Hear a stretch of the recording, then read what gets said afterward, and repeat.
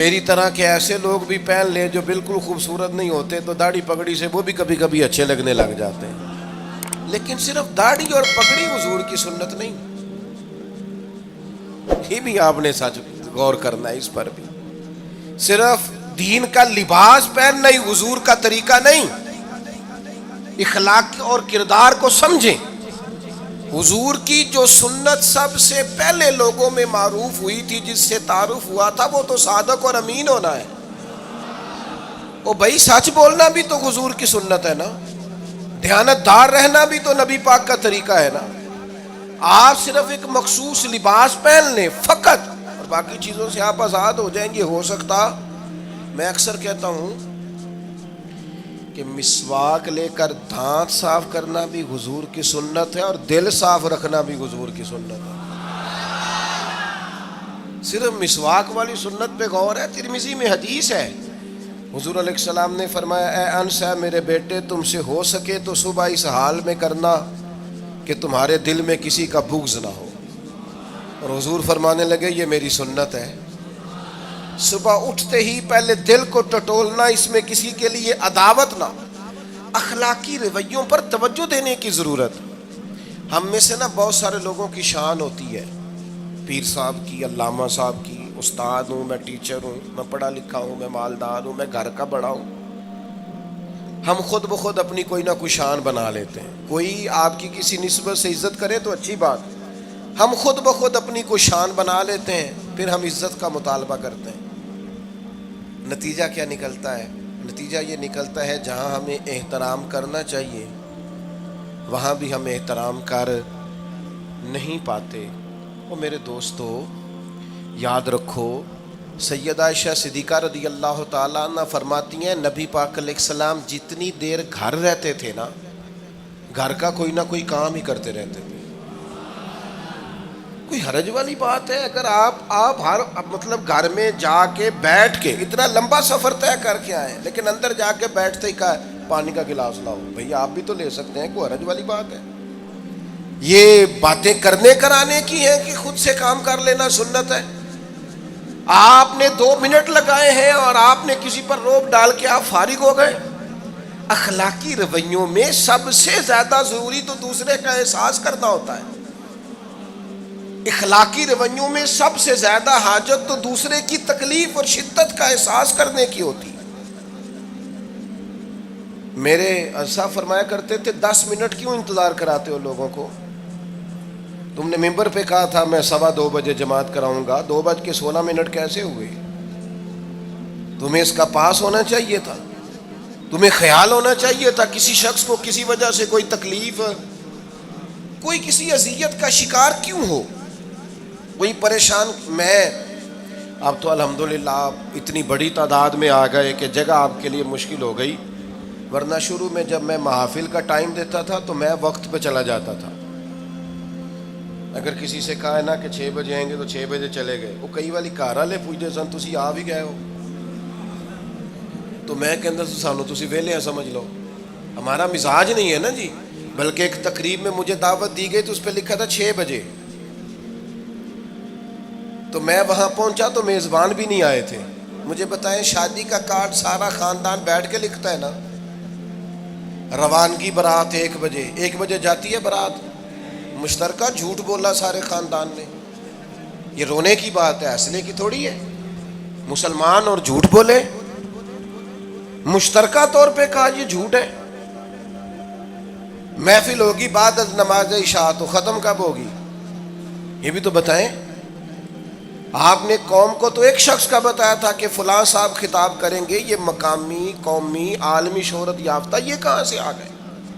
کیوں تکلیف دی گئی؟ بلکہ ہم نے تو منصوبہ بندی کی ہے کہ لوگ ہمارے جلسوں میں نہ آئیں. ستائے اتنا ہے، ایک جگہ پہ میں حاضر تھا تو 1:30 بجے مجھے مائک دے رہے تھے. اب تو میں جاتا نہیں ہوں، رات کو چھوڑ دیا ہے. 1 بجے رات کو مائک دے رہے ہیں تو نقیب بیچارہ رٹی رٹائی بات کر رہا ہے، کہتا ہے بلا تاخیر. میں نے کہا ابھی بھی بلا تاخیر ہے، کر لو تھوڑی تاخیر.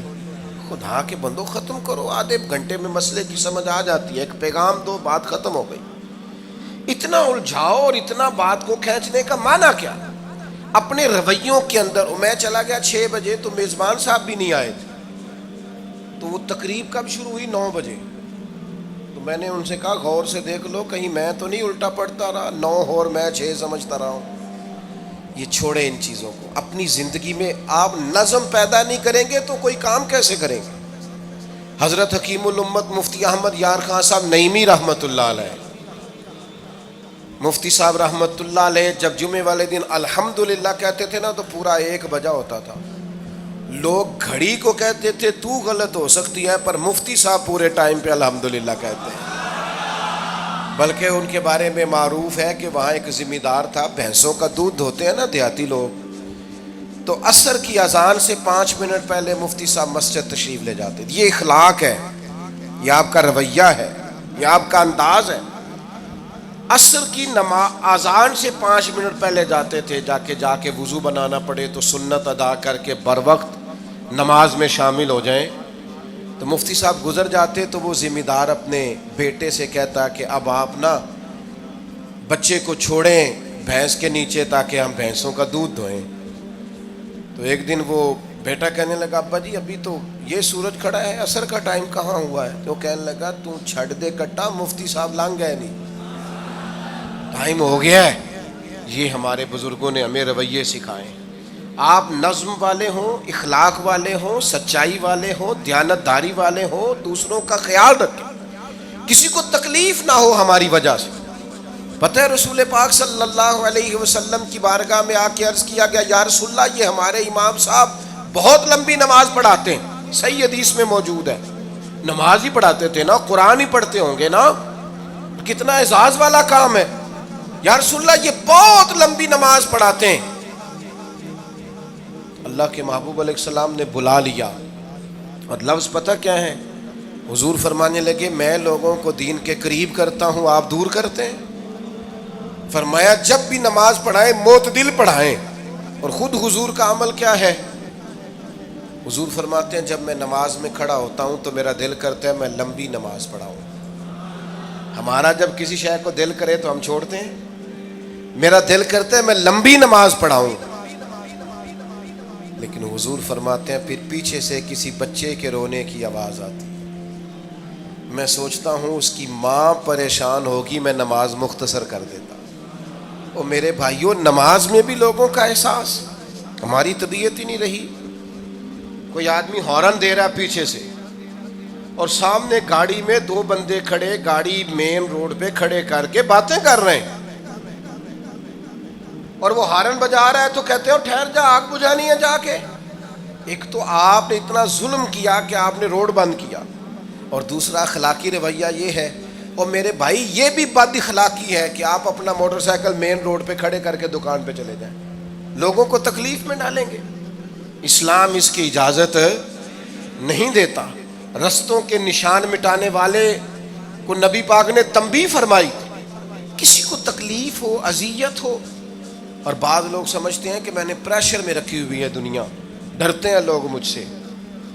جو ڈر کے عزت کرتا ہے وہ خوف کھاتا ہے, اور جو محبت سے تجھے سلوٹ کرتا ہے وہ تیرا احترام کرتا ہے.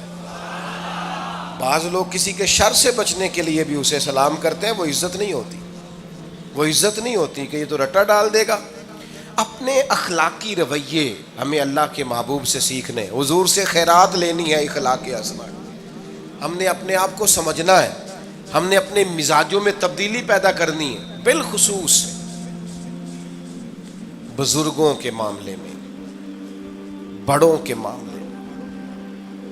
جیسے جیسے انسان ضعیف ہوتا جاتا ہے نا, حساس ہوتا جاتا ہے, اسے باتیں تکلیف دینے لگتی.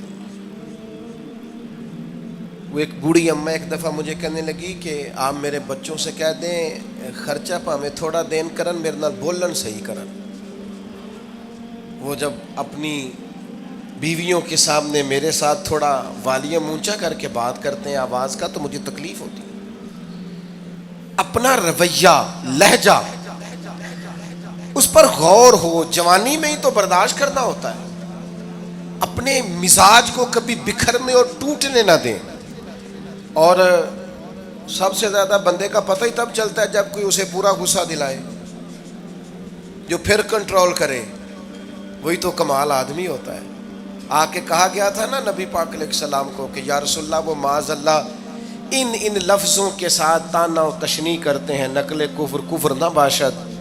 تو حضور فرمانے لگے وہ پتہ نہیں کس کی باتیں کرتے ہیں، مجھے تو اللہ نے محمد بنا کے بھیجا ہے، میں تو محمد ہوں، اور محمد ہوتا ہی وہ ہے جس کی تعریفیں ہوں۔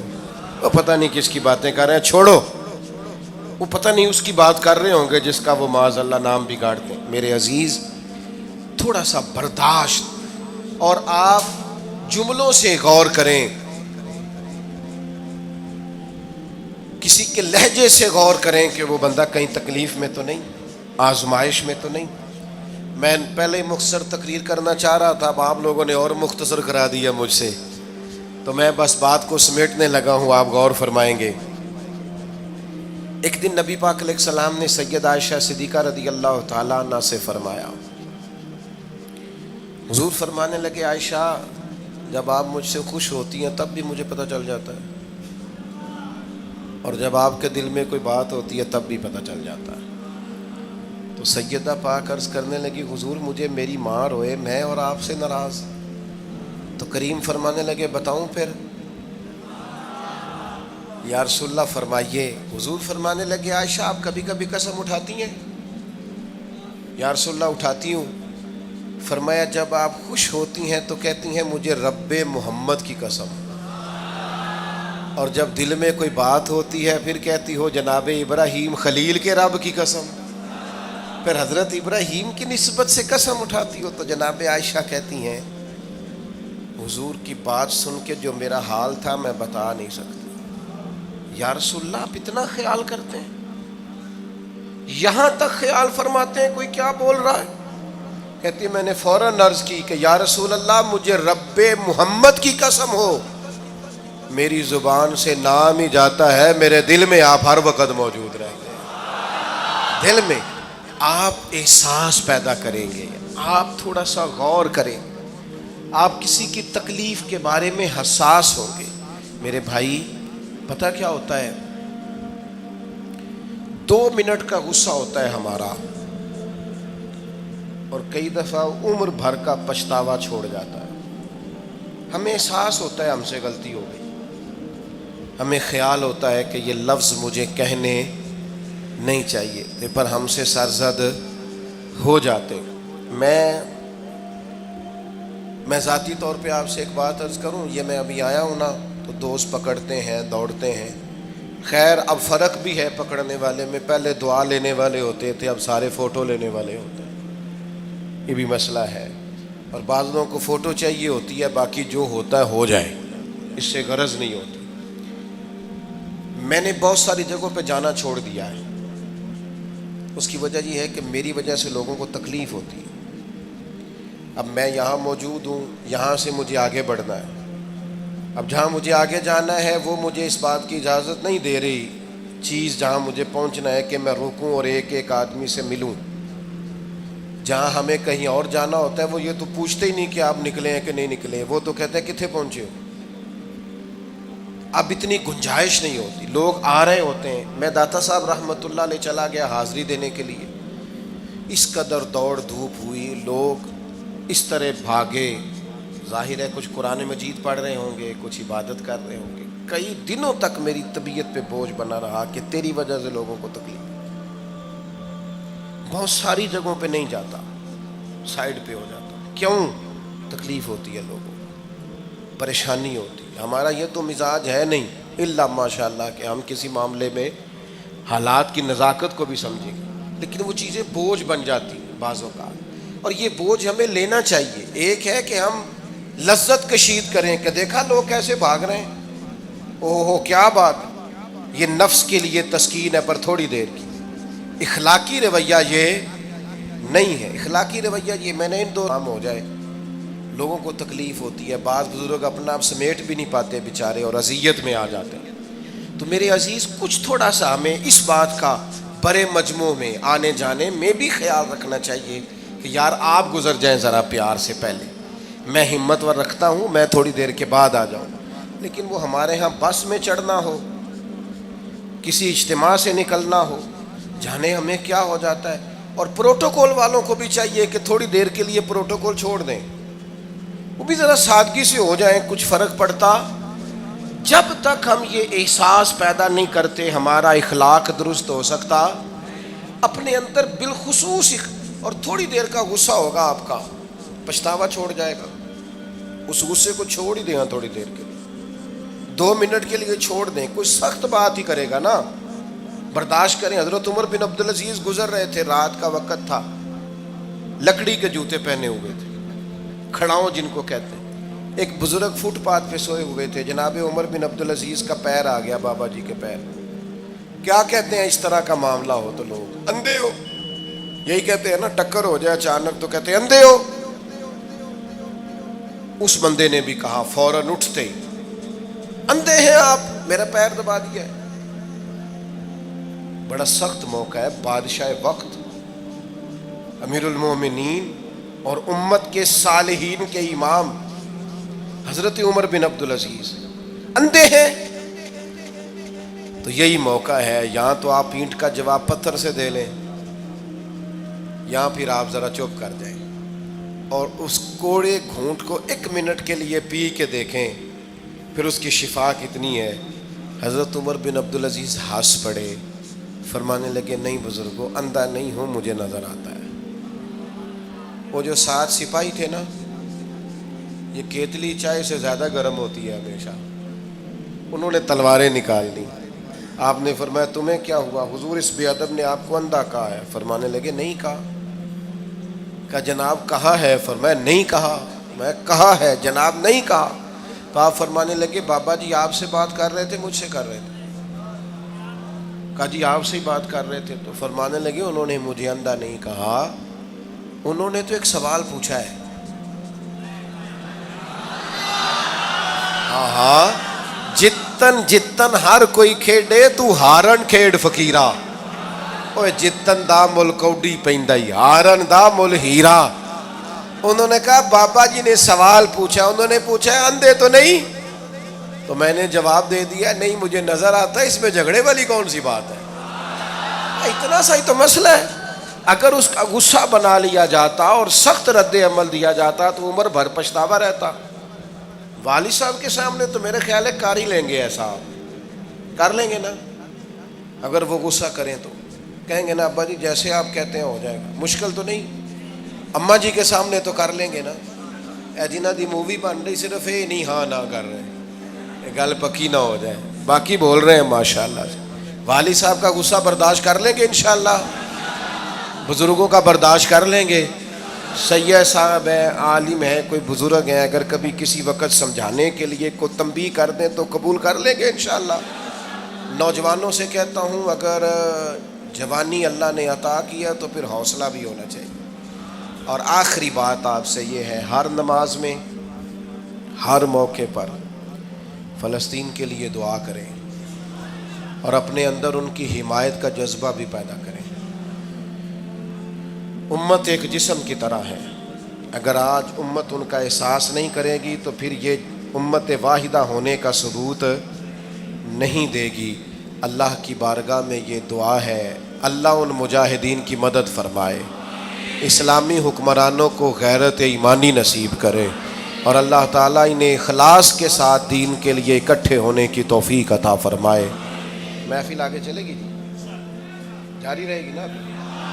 آپ لوگ تشریف رکھیں, مجھے بتا رہے ہیں کہ محفل آپ کی جاری ہے, ابھی پروگرام چلے گا نا, نعت شریف ہوگی, تو پھر آپ خود ہی تو کہہ رہے ہیں چلے گی. اللہم صلی علی سیدنا مولانا محمد معدن الجود والکرم وآلہ وبارک وسلم. اللہ ہماری حاضری قبول فرما. جن دوستوں نے یہ بندوبست کیا ہے انہیں بہترین صلہ عطا فرما.